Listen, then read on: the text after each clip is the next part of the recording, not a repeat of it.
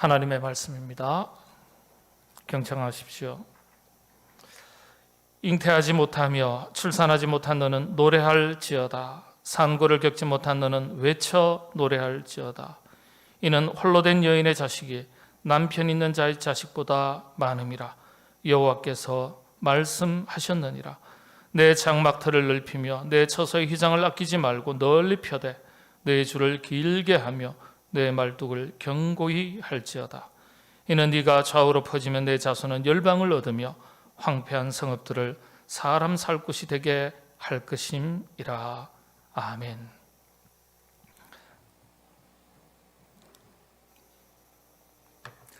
여러분 추석 잘 지내고 계시는가요?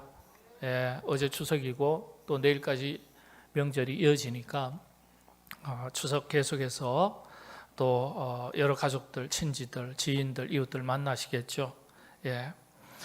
가을 하면 생각나는 것이 있습니다. 아침 저녁으로는 벌써 선선하다 못해 이제는 문을 열고 주무시기가 조금 불편할 정도까지 기온이 떨어졌습니다. 가을 하면 생각나는 것이 있습니다. 어떤 것일까요? 저마다 다 생각하는 것이 다르기 때문에 조금씩 틀리겠지만 낙엽, 그렇죠. 단풍, 벌써 설레죠. 단풍하니까. 자연이 나를 부른다. 산이 나를 부른다. 가을에 등산하는 것 참 즐겁고 행복한 일입니다. 청명한 날씨, 맑고 깨끗한 하늘. 청명한 날씨, 맑고 깨끗하다는 뜻이죠. 날씨가 또 기온이 선선하고 또 독서의 계절이라고 말합니다. 여러 가지 말로 이 가을을 다 설명하죠. 천고마비의 계절이다. 그런데 그 중에 와닿는 것 있다면, 가장 와닿는 것이 있다면 어떤 것이겠습니까? 추수의 계절, 결실의 계절, 그런 말 아니겠습니까?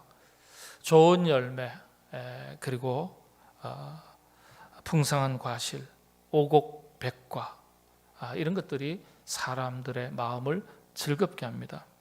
그래서 우리 그리스도인들의 입장에서는 이 가을이 결실의 계절, 추수의 계절이기도 하지만 더 영적 의미를 담으면 감사의 계절입니다. 위대한 교부, 성자라는 일컬음을 받았던 어거스틴은요, 인간만이 감사할 줄 아는 존재다 그랬습니다. 인간만이, 사람만이 감사할 줄 아는 존재다. 감사를 잃어버리면 인간됨의 결격 사유가 생기는 거예요. 인간됨의 결격 사유예요. 사람만이 감사를 아는 존재인데 감사를 아는 존재로서 하나님께서 사람을 만드셨는데 근데 감사를 모른다. 그건 인간됨의 결격 사유예요. 어거스틴의 말 중에 그 다음 말이 참 더 중요합니다. 그래서 모든 신앙의 기초는 감사를 아는 것에서부터 출발한다 그랬어요. 그렇죠? 우리가 하나님으로 인하여 예수 그리스도를 구주로 고백하는 것으로 인하여 구원의 백성이 되었을 때 가장 먼저 하나님 앞에 감사로 우리의 신앙을 시작한다는 거예요. 하나님의 은혜를 모르면 그래서 신앙생활을 잘못하는 거죠. 하나님의 은혜를 안다는 것은 하나님의 구원의 은총과 우리에게 허락하신 수만 가지의 다양한 은혜들 앞에 감사를 알고 감사한다는 것입니다. 결실의 계절, 가을, 추석 명절을 보내면서 이 가을이 깊어갈수록 하나님의 은혜 앞에 감사도 깊어가는 절기가 되시기를 바랍니다. 성경을 가리켜 여러 가지로 표현하지만 이렇게 표현합니다. 행복의 교과서다. 행복의 교과서. 하나님께서 우리가 이 말씀을 통해서 점점 더 행복해지기를 원하시는 것이 하나님의 뜻입니다. 당신의 모든 백성들을 향하신 아버지 하나님의 뜻이에요. 그래서 성경을 보면 수많은 사건들이 기록되어 있고 수많은 인물들이 등장하고 또 수많은 말씀 가운데 위로와 교훈의 말씀, 때때로는 책망과 채찍의 말씀, 권면의 말씀이 있어도 이 하나님의 말씀, 성경의 결론은 행복입니다. 행복.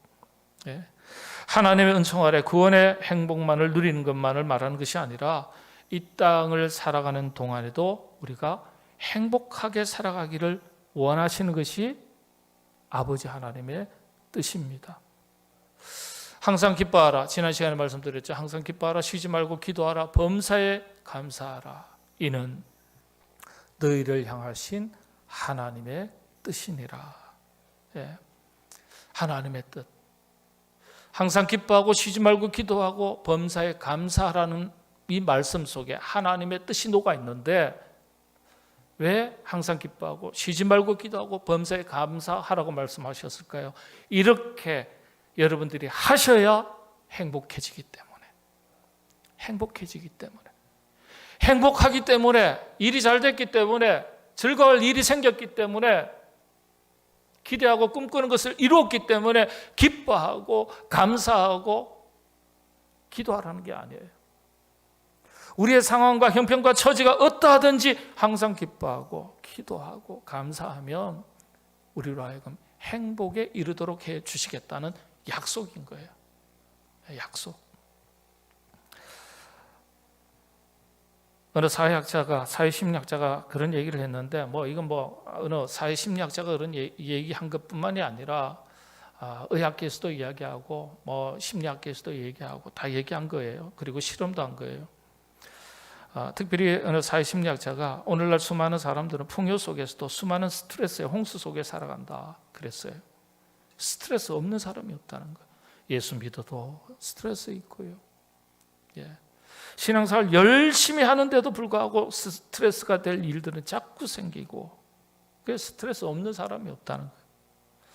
이 스트레스를 이기지 못해서 자살도 하고 우울증에 빠지기도 하고 밤잠을 설치기도 하고 화가 나기도 하고 불안해하기도 하고, 이 스트레스가 우리 몸의 교감, 부교감, 신경의 밸런스를, 균형을 깨뜨려서 우리 생존 에너지라고 말하는 우리 신체의 모든 기능을 원활하게 돌아가게 하는 호르몬이 4천여 가지가 넘는데 그렇게 알려져 있습니다. 이 호르몬의 분비가 불균형하게 된다는 거예요. 그러다 보니까 면역력이 떨어지고, 그래서 의학계에서 다 밝혀진 거 아닙니까? 스트레스가 암의 원인이 된다. 예. 스트레스가 암의 원인이라는 거예요. 예. 쥐 실험을 통해서도 증명이 됐죠. 쥐에게 계속 스트레스를 줬더니 암 생겨버려요. 예. 암세포를 심어뒀는데 스트레스를 계속 줬어요. 그리고 한쪽에는 똑같이 암세포를 심었는데 스트레스를 주면 줄수록 스트레스를 많이 받은 쥐가 암이 더 잘 자라더라는 거예요. 사람도 그렇죠. 그런데 의사들이 이 스트레스 때문에 힘들어하는 사람들을, 환자들을 치료하면서 가만히 살펴보니까 공통점 하나가 있더라는 거예요. 그게 뭐냐 하면 그들의 언어에 이 단어가 없더라는 거예요. 어떤 단어일까요? 감사가 없더라는 거예요. 예. 감사라는 말이 없더라는 거예요. 하기야 일반적인 상식 수준을 보면 지금 스트레스 받고 있고 짜증 나는데 힘든데 어떻게 감사가 나오겠어요? 근데 그 사람들을 가만히 들여다보니까 자신의 삶에 대한 감사를 잃어버린 사람들이 바로 스트레스에 빠지고 그 스트레스에 파묻혀 있던 사람이라는 거예요. 공통된 특징이라. 그래서 우울증 치료를 위해서 병원에 찾아온 사람들을 그룹으로 묶어서 치료하는 프로그램이 있는데, 그런 프로그램에 참여하는 모든 사람들에게 반드시 이 말을 하겠다는 거예요. 만나면 안녕하세요, 잘 지내셨나요, 별일 없으셨어요, 다양한 인사 말이 있지만 감사합니다라는 말을 반복적으로 하겠다는 거예요. 감사합니다, 감사합니다. 생명의 언어예요. 그런데 놀랍게도 그런 말을 하게 한 그룹과 하지 않게 한 그룹 비교했더니요, 우울증을 훨씬 더 빨리 탈출하더라고요. 예? 놀랍지 않습니까? 우리의 언어가 우리에게 생명의 에너지가 되는 거예요. 우리의 언어가 우리를 회복하게 하는 거예요. 자신에게나 상대방에게나 주고받는 것 없어도 인사 하나만 하더라도 감사하다는 말, 언어의 고백 하나만 가지고서도 마음의 병이 치유되더라는 거예요. 환경도 가정도 그 자신의 삶의 형편과 처지도 달라지는 것이 없었지만 측정을 하니까 우울증 지수가 점점 더 줄어들더라는 거예요. 그래서 우울증을 호소하거나 스트레스 때문에 여러 가지 심리장애를 겪고 있는 사람들이 병원에 찾아오면, 상담소에 찾아오면 누구든지 우울증을 개선시키는 프로그램의 하나로서 이 훈련을 시킨다는 거예요. 감사합니다. 고맙습니다. 축복합니다. 긍정의 언어를 사용하도록 한다는 거예요. 긍정의 언어를 사용하면 이 긍정의 언어가 우리를 바꾼다는 거예요. 네. 어쩌면 우울증을 앓는 사람의 이야기가 아니라, 다른 사람의 얘기가 아니라 이것이 우리의 얘기고 우리 자신의 얘기인지도 모르겠습니다. 우리가 하나님의 큰 은혜를 늘 경험하고 누리고 살지만은 어느새 세상의 수많은 일들로 인해서 스트레스를 받고 우울증을 겪고 나도 모르는 사이에 우리 마음속에, 우리의 입술에서 감사라는 단어를 잃어버리고 살아가는 것은 없는지 우리 자신을 점검해 볼 수 있어야 되겠습니다. 여러분들은 이왕이면 여러분의 입술에 항상 감사의 언어를 고백하시고 살아가시게 되기를 바랍니다. 서양 속담에 그런 말이 있습니다. 감사는 더 큰 감사를 불러들인다. 감사라는 게 무엇입니까? 그게 행복한 것 아니겠어요? 감사로 채워진 인생이 행복한 것이지, 아무리 성공해도, 아무리 돈이 많아도, 아무리 큰 명예를 얻었어도 그에게서 감사가 없다면 그게 불행한 것 아니겠어요? 비록 크게 이룬 것이 없어도, 많이 가진 것이 없어도, 이미 있는 것, 가진 것, 누린 것, 그것만 해도 족한 줄 알고 감사하면, 우리가 그런 감사를 할 줄 아는 존재가 된다면 그게 행복한 사람이라는 거예요. 그리고 그런 감사가 더 큰 감사를 불러들인다는 거예요. 왜냐? 하나님께서 보시고 하나님께서 귀하게 여기시고 복을 더하시기 때문에. 이 결실의 계절, 감사의 계절, 가을에 다시 한번 생각해 보시기를 바랍니다. 혹시라도 내가 감사를 잃어버린 사람은 아닌가? 감사보다도 불평에 사로잡혀 살아가는 사람은 아닌가?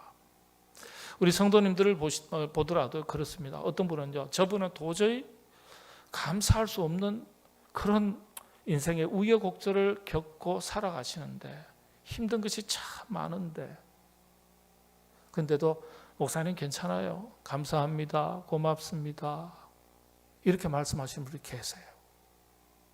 그런데 감사할 조건이 참 많은데 세상에 온갖 걱정, 근심, 염려는 다 혼자 지고서 살아가는 듯한 얼굴 표정을 하시고, 감사의 언어, 고백도 없으시고, 얼굴 표정도 무거우시고, 그렇게 살아가시는 성도님들도 계세요. 우리 교회에서는 별로 없는데 다 그렇게 얘기하잖아요. 있어요, 정말. 누가 복받을 사람입니까? 그렇죠?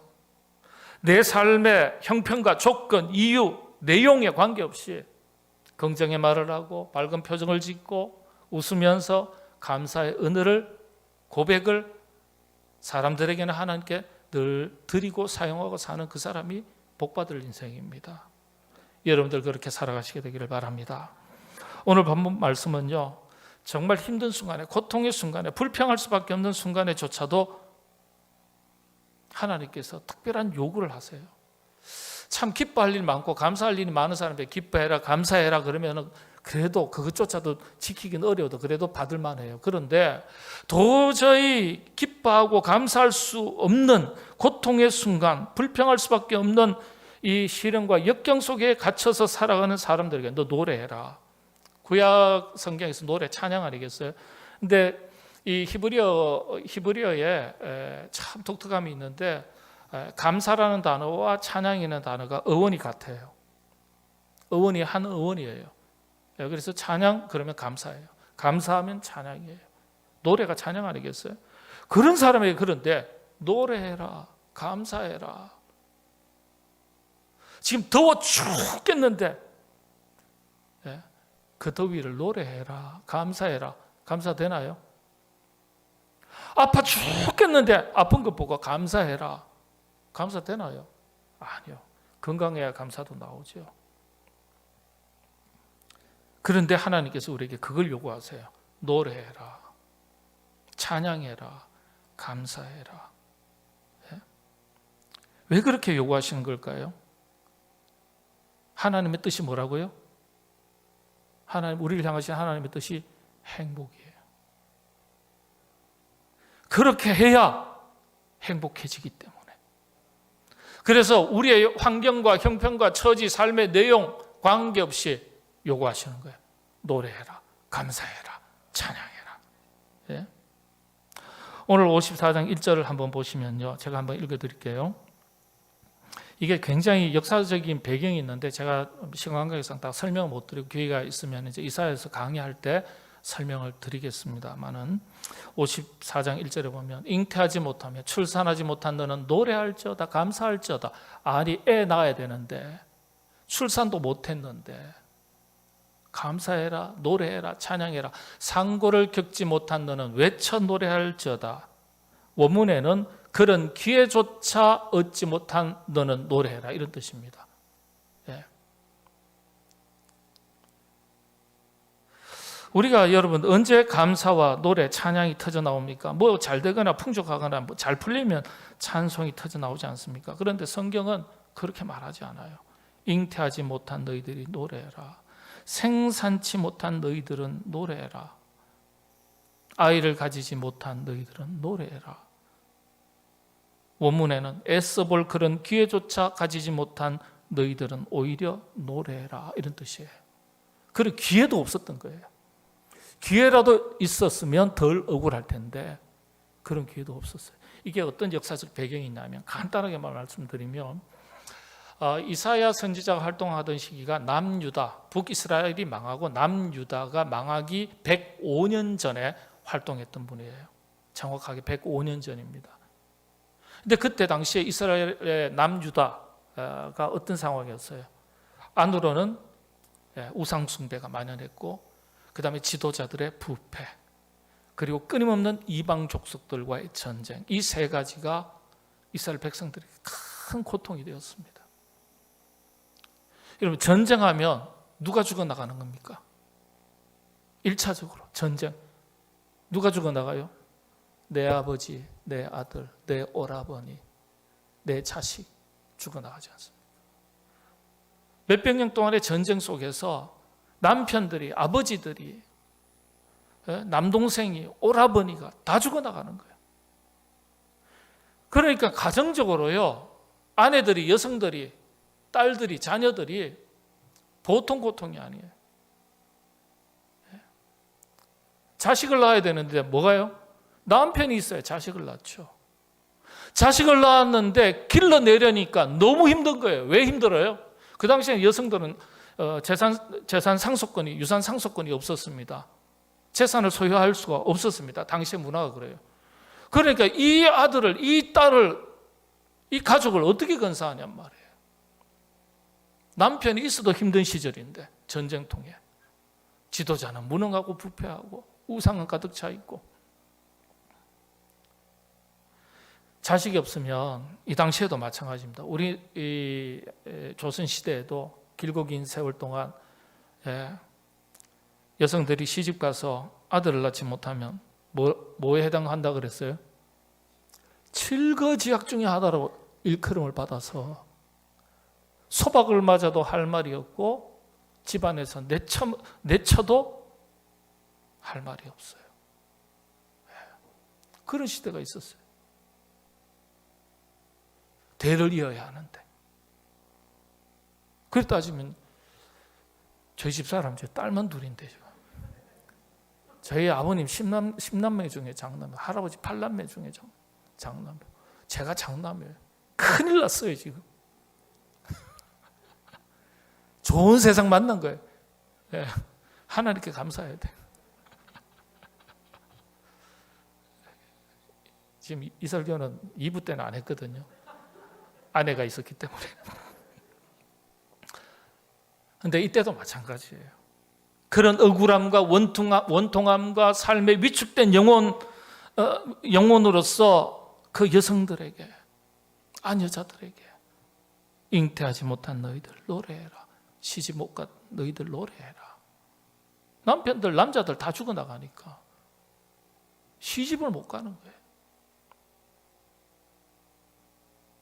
그런 기회조차 갖지 못했던 너희들 노래해라. 시집이나 좀 가보고, 장가나 좀 가보고 그런 소리 들었으면 덜 억울한데, 그래도 감사해라.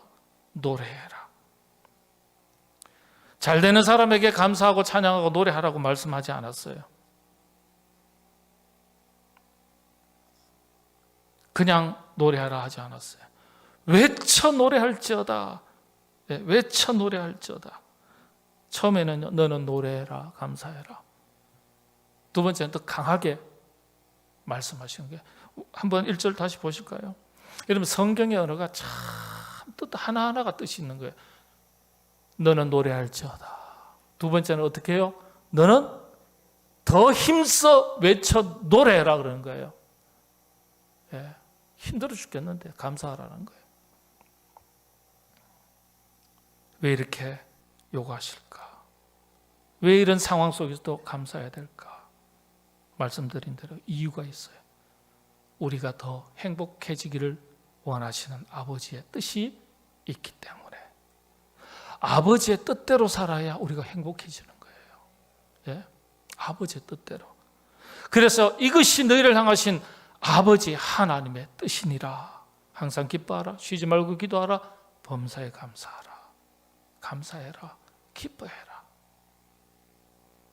그렇게 권면하시는 겁니다.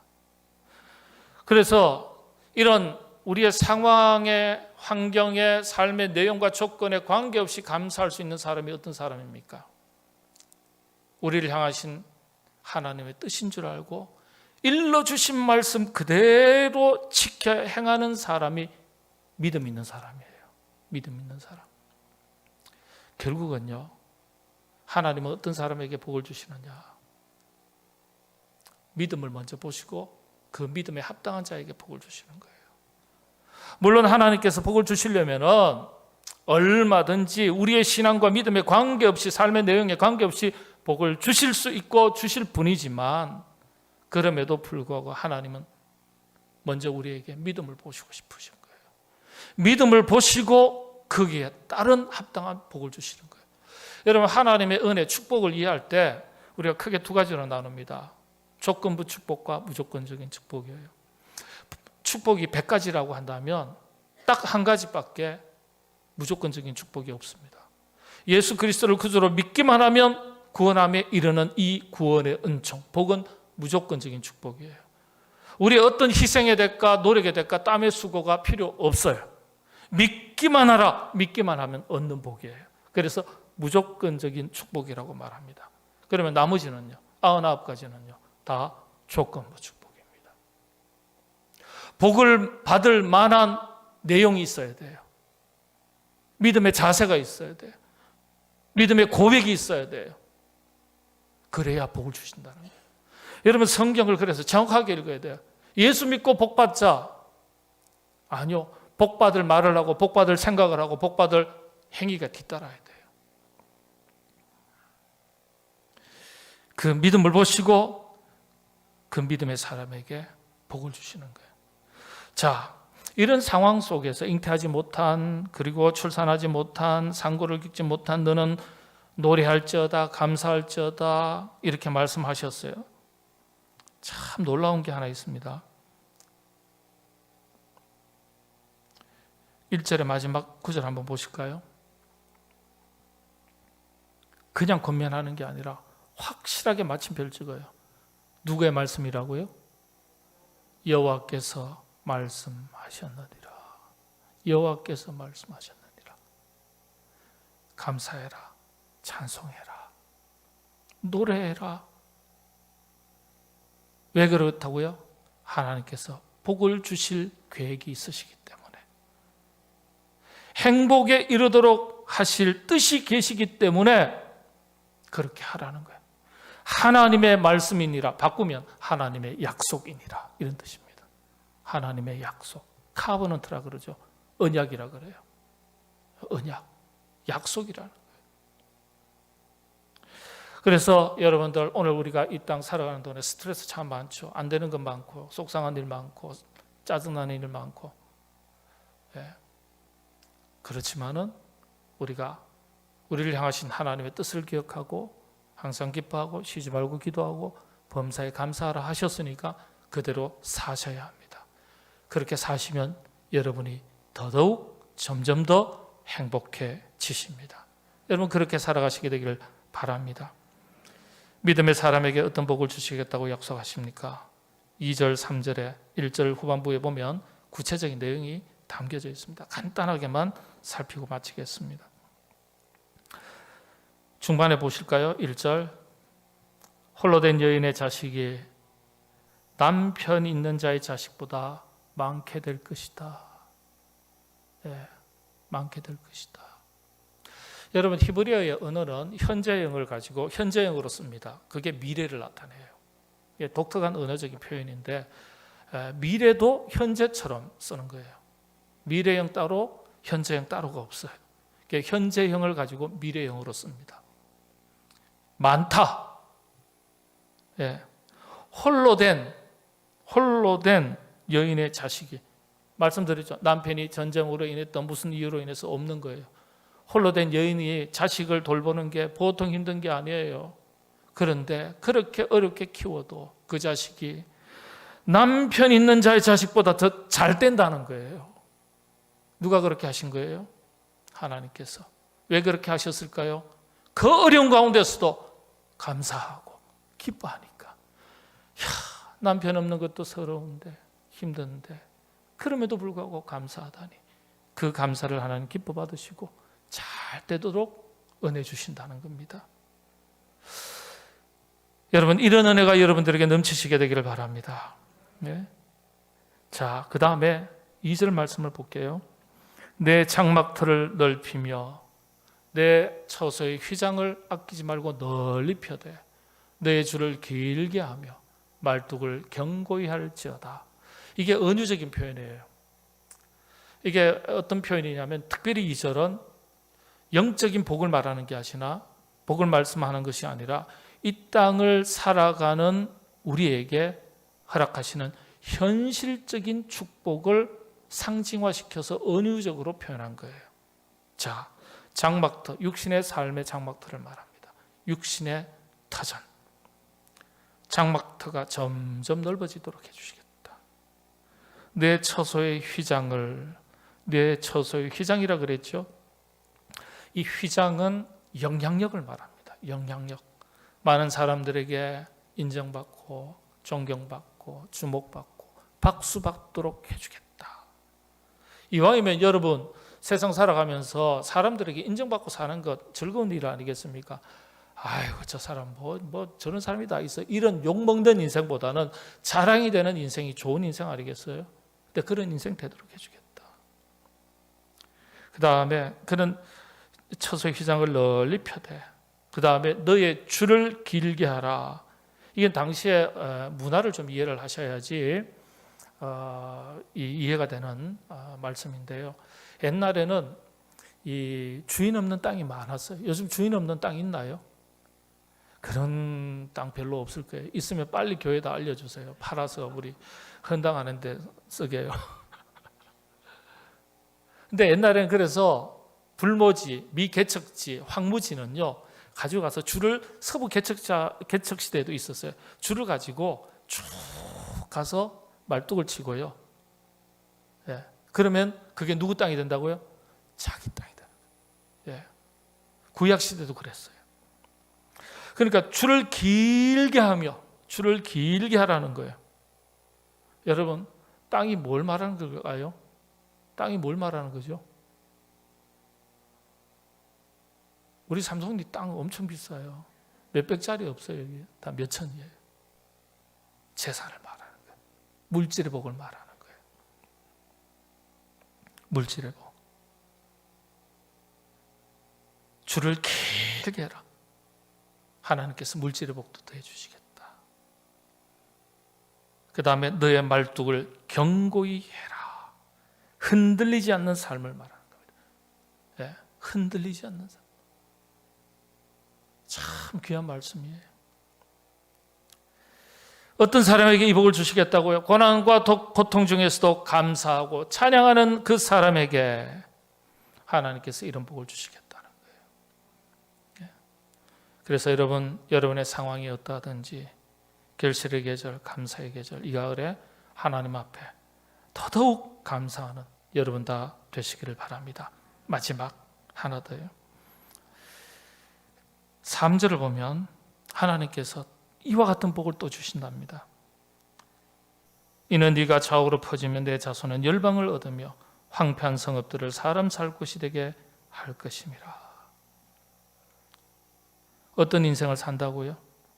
좌우로 퍼지며 점점 더 확대되어가는 인생, 점점 더 쪼그라드는 위축되는 인생이 아니라 점점 더 확대되어가는 인생을 살게 해주시겠다. 그뿐만이 아니에요. 당사자만이 아니에요.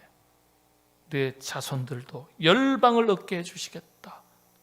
자녀의 복을 말합니다. 자녀의 복. 여러분, 우리의 신앙생활이 당대로 끝나지 않습니다. 복을 주되 하나님께서 심판하시되 자손의 3, 4대까지만 하고 복을 주시되 자손 몇 대까지요? 1000대까지 주시겠다 그랬어요. 우리 신앙생활 잘하면 우리 자녀들이 복을 받습니다. 여러분, 그래서 부모된 분들은 신앙생활 잘 하셔야 돼요. 자녀가 복을 받습니다. 복 받아요. 정말 그래요. 그렇게 복을 주시겠다. 그리고요, 더 멋진 복 하나 있습니다. 황폐한 성읍들을 사람 살 곳이 되게 할 것임이라. 우리로 인하여, 우리 자녀로 인하여 이 세상, 황폐한 세상이 어떤 세상으로 바뀌게 된다고요? 아름다운 세상으로 바뀌게 된다. 사람 살만한 곳으로 바뀌게 된다는 거예요. 이게 무슨 뜻일까요? 쓰임받는 복입니다. 선한 일에, 그렇게 황폐한 땅을 아름다운 땅으로 만들어가는 일에 하나님께서 우리를 사용해 주시고, 어떤 사람, 그런 시련과 고난과 역경이 많아도 감사하고 기뻐하고 기도하는 그 사람, 그런 사람을 들어 쓰셔서 세상을 바꾸시겠다는 거예요. 여러분, 복 중에 복 여러 가지가 있습니다만 하나님 손에 붙들려서 선한 일에 쓰임받는 복이, 쓰임받는 이 복이 얼마나 귀한 복인지 몰라요. 예? 우리 교회가 그런 일에 쓰임받아야 되겠고, 여러분의 자녀들이 그렇게 쓰임받아야 되겠고, 여러분들 자신들이 그렇게 쓰임받아야 하겠습니다. 예? 그런 복이 여러분들에게 넘치시게 되기를 바랍니다. 조건은 어떻게 해요? 노래할지어다, 외쳐 노래할지어다, 감사해라, 찬양해라. 이게 행복에 이르는 비결입니다. 여러분들 다 믿음 안에 이 행복의 비결 잘 지키셔서 성공적인 행복한 삶을 살아가시게 되기를 바랍니다. 기도하겠습니다. 하나님, 감사합니다. 우리가 이 땅 살아가는 동안에 어찌 살아야 하는지, 어떻게 살아야 행복에 이르게 되는지 영적인 비결, 원칙을 늘려주셨으니 감사합니다. 우리의 상황과 형편과 처지가 어떠하든지 하나님 앞에 늘 감사하며 살아가게 하여 주시옵소서. 예수님의 이름으로 기도하옵나이다. 아멘.